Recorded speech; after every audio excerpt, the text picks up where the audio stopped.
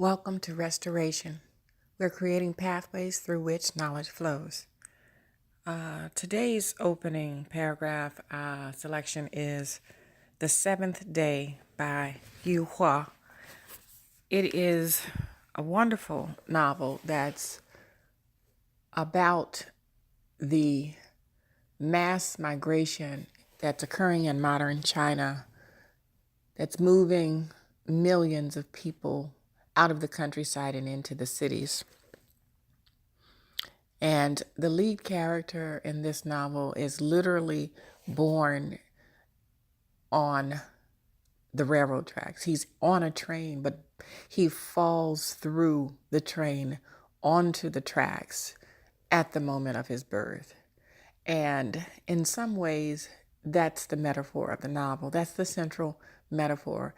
It's like, where do you belong in this world that is moving so quickly from one traditional state to a new state? So out of the country into the city, where do I belong? Where do I fit in? Into what world have I been born? Is there a place for me? Those are the central questions for Yang Fei in this novel. And we see him, we meet him at the time of his death.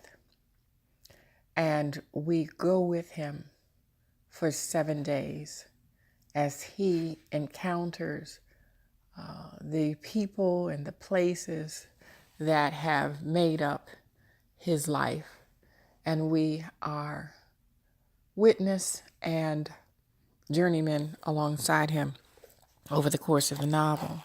So I'm going to cheat a little bit today and read 2 paragraphs at the opening of the 7th day. The first day. The fog was thick when I left my bedsit and ventured out alone into the barren and murky city. I was heading for what used to be called a crematorium, and these days is known as a funeral parlor. I received a notice instructing me to arrive by 9 a.m. because my cremation was scheduled for 9:30. The night before had resounded with the sounds of collapsing masonry, one huge crash after another, as though a whole line of buildings was too tired to stay standing and had to lie down. In this continual bedlam, I drifted fitfully between sleep and wakefulness. At daybreak, when I opened the door, the din suddenly halted, as though just by opening the door, I had turned off the switch that controlled the noise.